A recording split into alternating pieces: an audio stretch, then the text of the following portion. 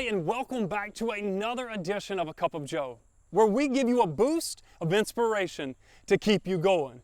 Because here's the thing, I know some days that cup gets a little bit halfway, it's getting a little bit empty, you've been working so hard, but I want you to always come back here to fill up, to get that boost of inspiration to keep you moving forward. And listen, folks, here's what I want to talk to you today. I want to talk to you about changing your approach. Yeah, we're going to talk about how do we need to change our approach. But Joe, I've been working at this approach for years. It's been working. No.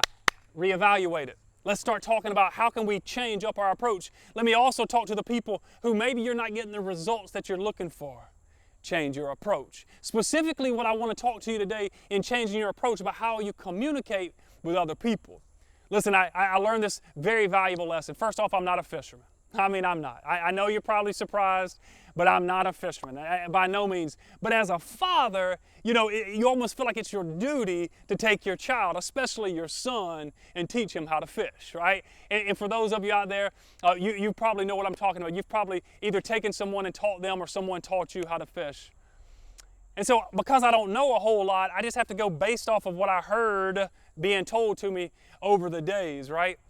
And so I get my son together, and there's a little community pond in Goose Creek where we used to live here in the Latson, Berkeley County area. And so we get the bait, right? We got the hooks, we got the rod and reel. You got to have the 5-gallon bucket, right? You got to have something to sit on, right? So we had all these things because the idea was to sit on the 5-gallon bucket, and we was just going to be reeling them in, and then we was going to fill the 5-gallon bucket, right? We was going to eat. Like all these dreams are like, I'm going to show my son how we're going to fish, right? I'm going to teach him, and then we're going to bring him all home. We're going to cook dinner, right? Well, just, kind of spoiler alert, we didn't catch a lot of fish, all right?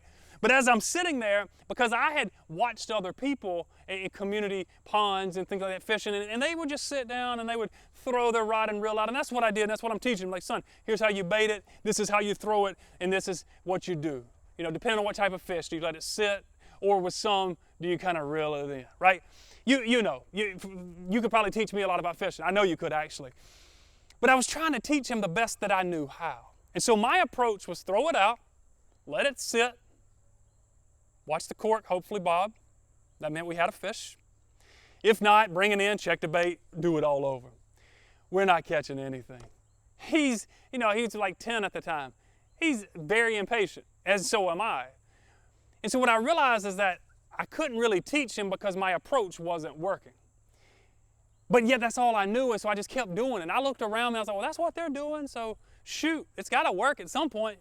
Got to be patient is what they tell me about fishing, right? Patient.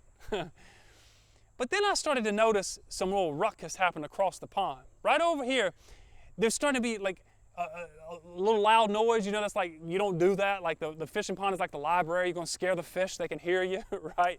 You've probably heard all these wise tales being told. But I could hear some noise across the way, which caught my attention. And I'm watching this dude, same pond, same type of rod and reel, pretty much the same bait that he's using. But his approach is different because as he's walking down the pond, he's just casting right along the embankment. He don't have a 5-gallon bucket to sit on. He's walking, and I literally watched this dude cast it, reel it, catch a fish, and he was catching so many fish. I'm not making this up. He's catching so many fish that I swear to you, he had a hype man. This dude had a hype man at a fishing pond. Now, who has that?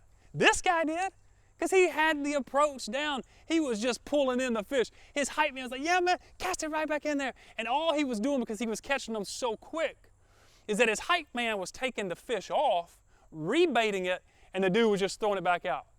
So I watched him. He's walking the entire pond, catching fish after fish after fish, right? Now, obviously, I'm a little bit too proud, so I wasn't about to go and just steal the man's technique, right? I was like, I don't even really know why he's doing it, but it's working. But then I went and I looked it up. Because that's what a real dad does. You got to go back and explain why we were not successful and explain how we could be more successful the next time, right? So I looked it up, and what this guy was doing, he understood that the fish weren't out in the deep swimming. that they were swimming more parallel with the embankment. See, I was casting it perpendicular. Stay with me. I was casting it more perpendicular with the embankment. Pew, out here. But I'm casting it right over the fish. So every now and then when I would reel it back in, I would be in their zone. Are you with me? As he was casting his reel, he's in their zone the whole time because he's casting parallel with the embankment. What does this mean? Is that sometimes we have to change our approach in order to connect with what it is that we're trying to pull in. Sometimes we've been taught that our approach should just be that I will do unto others as I'd have them do unto me, that golden rule, right? That's how I'll communicate to other people because that's what somebody taught me and that's what, kind of worked for them. And so that's the way I'm going to communicate with you, the way I want you to communicate back with me. But here's the thing that I learned is that sometimes, like the guy casting parallel, in order for us to truly get into people's zone, because that's where we want to be, that's where we want to communicate, we want to get in the zone when we communicate with them. Sometimes you have to go by that platinum rule which says treat others the way they want to be treated. Communicate with them the way they want to be communicated with. You see, sometimes we have to change our traditional approach and start to think about it in a new light.